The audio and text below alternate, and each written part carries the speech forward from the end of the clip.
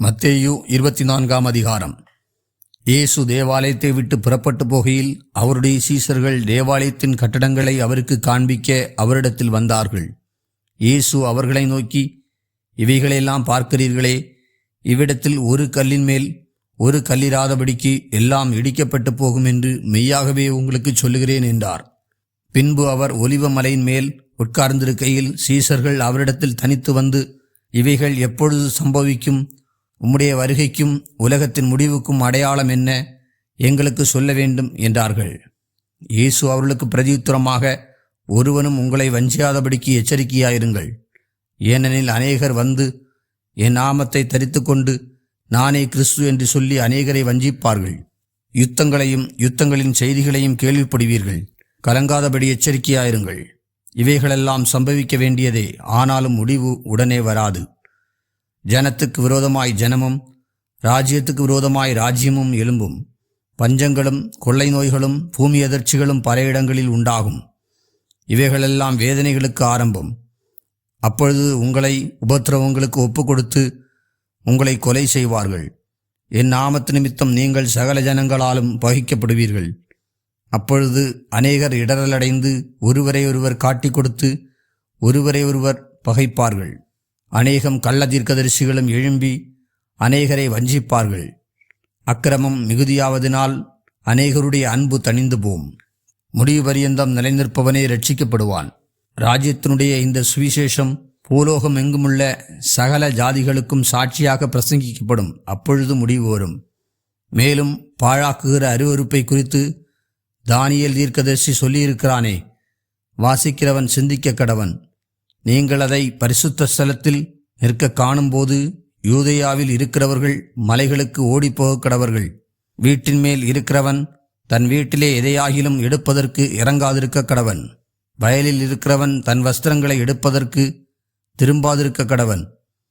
அந்நாட்களிலே கர்ப்பவதிகளுக்கும் பால் கொடுக்கிறவர்களுக்கும் ஐயோ! நீங்கள் ஓடிப்போவது மாரி காலத்திலாவது ஓய்வு நாளிலாவது சம்பவியாதபடிக்கு வேண்டிக் கொள்ளுங்கள். ஏனெனில் உலகம் உண்டானது முதல் இதுவரைக்கும் சம்பவித்திராததும் இனிமேலும் சம்பவியாததுமான மிகுந்த உபத்திரவம் அப்பொழுது உண்டாயிருக்கும். அந்நாட்கள் குறைக்கப்படாதிருந்தால் ஒருவனாகிலும் தப்பிப்போவதில்லை. தெரிந்து கொள்ளப்பட்டவர்களின் நிமித்தமோ அந்த நாட்கள் குறைக்கப்படும். அப்பொழுது இதோ கிறிஸ்து இங்கே இருக்கிறார், அதோ அங்கே இருக்கிறார் என்று எவனாகிலும் சொன்னால் நம்பாதேயுங்கள். ஏனெனில் கள்ள கிறிஸ்துக்களும் கள்ள தீர்க்கதரிசிகளும் எழும்பி கூடுமானால் தெரிந்து கொள்ளப்பட்டவர்களையும் வஞ்சிக்கத்தக்கதாக பெரிய அடையாளங்களையும் அற்புதங்களையும் செய்வார்கள். இதோ முன்னதாக உங்களுக்கு அறிவித்திருக்கிறேன். ஆகையால் அதோ வனாந்திரத்தில் இருக்கிறார் என்று சொல்வார்களானால் புறப்படாதிருங்கள். இதோ அறை வீட்டுக்குள் இருக்கிறார் என்று சொல்வார்களானால் நம்பாதிருங்கள். மின்னல் கிழக்கிருந்து தோன்றி மேற்கு வரைக்கும் பிரகாசிக்கிறது போல மனுஷகுமாரனுடைய வருகையும் இருக்கும். பிணம் எங்கேயோ அங்கே கழுகுகள் வந்து கூடும். அந்நாட்களின் உபத்திரவம் முடிந்தவுடனே சூரியன் அந்தகாரப்படும், சந்திரன் ஒளியை கொடாதிருக்கும், நட்சத்திரங்கள் வானத்திலிருந்து விழும், வானத்தின் சத்துவங்கள் அசைக்கப்படும். அப்பொழுது மனுஷகுமாரனுடைய அடையாளம் வானத்தில் காணப்படும். அப்பொழுது மனுஷகுமார் வல்லமையோடும் மிகுந்த மகிமையோடும் வானத்தின் மேகங்கள் மேல் வருகிறதை பூமியிலுள்ள சகல கோத்திரத்தாரும் கண்டு புலம்புவார்கள். வலுவாய் தொனிக்கும் எக்கால சத்தத்தோடே அவர் தமது தூதர்களை அனுப்புவார். அவர்கள் அவரால் தெரிந்து கொள்ளப்பட்டவர்களை வானத்தின் ஒரு முனை முதற்கொண்டு மறுமுனை மட்டும் 4 திசைகளிலுமிருந்து கூட்டி சேர்ப்பார்கள். அத்திமரத்தினால் ஒரு ஓமையை கற்றுக்கொள்ளுங்கள். அதிலே இளங்கிளை தோன்றி துளிர்விடும்போது வசந்தகாலம் சமீபமாயிற்று என்று அறிவீர்கள். அப்படியே இவைகளெல்லாம் நீங்கள் காணும்போது அவர் சமீபமாய் வாசலருகே வந்திருக்கிறார் என்று அறியுங்கள். இவைகளெல்லாம் சம்பவிக்கும் முன்னே இந்த சந்ததி ஒழிந்து போகாதென்று மெய்யாகவே உங்களுக்கு சொல்லுகிறேன். வானமும் பூமியும் ஒழிந்து போம், என் வார்த்தைகளோ ஒழிந்து போவதில்லை. அந்த நாளையும் அந்த நாளிகையையும் என் பிதா ஒருவர் தவிர மற்றொருவனும் அறியான், பரலோகத்திலுள்ள தூதர்களும் அறியார்கள். நோவாவின் காலத்தில் எப்படி நடந்ததோ அப்படியே மனுஷகுமாரன் வரும் காலத்திலும் நடக்கும். எப்படியெனில் ஜலப்பிரளயத்துக்கு முன்னான காலத்திலே நோவா பேழைக்குள் பிரவேசிக்கும் நாள் வரைக்கும் ஜனங்கள் புசித்தும் குடித்தும் பெண் கொண்டும் பெண் கொடுத்தும் ஜலப்பிரளயம் வந்து அனைவரையும் வாரி கொண்டு போகும் மட்டும் உணராதிருந்தார்கள். அப்படியே மனுஷகுமாரன் வருங்காலத்திலும் நடக்கும். அப்பொழுது 2 பேர் வயலில் இருப்பார்கள், ஒருவன் ஏற்றுக்கொள்ளப்படுவான், ஒருவன் கைவிடப்படுவான். 2 ஸ்திரீகள் இயந்திரம் அரைத்து கொண்டிருப்பார்கள். ஒருத்தி ஏற்றுக்கொள்ளப்படுவாள், ஒருத்தி கைவிடப்படுவாள். உங்கள் ஆண்டவர் இன்ன நாளிகையிலே வருவார் என்று நீங்கள் அறியாதிருக்கிறபடினால் விழித்திருங்கள்.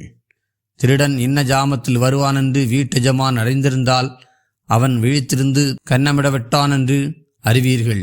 நீங்கள் நினையாத நாளிகையிலே மனுஷகுமாரன் வருவார். ஆதலால் நீங்களும் ஆயத்தமாயிருங்கள். ஏற்ற வேளையிலே தன் வேலைக்காரருக்கு போஜனம் கொடுத்து அவர்களை விசாரிக்கும்படி எஜமான் வைத்த உண்மையும் விவேகமும் உள்ள ஊழியக்காரன் யாவன்? எஜமான் வரும்போது அப்படி செய்கிறவனாக காணப்படுகிற ஊழியக்காரனே பாக்கியவான். தன் ஆஸ்திகள் எல்லாவற்றின் மேலும் அவனை விசாரணைக்காரனாக வைப்பான் என்று மெய்யாகவே உங்களுக்கு சொல்லுகிறேன்.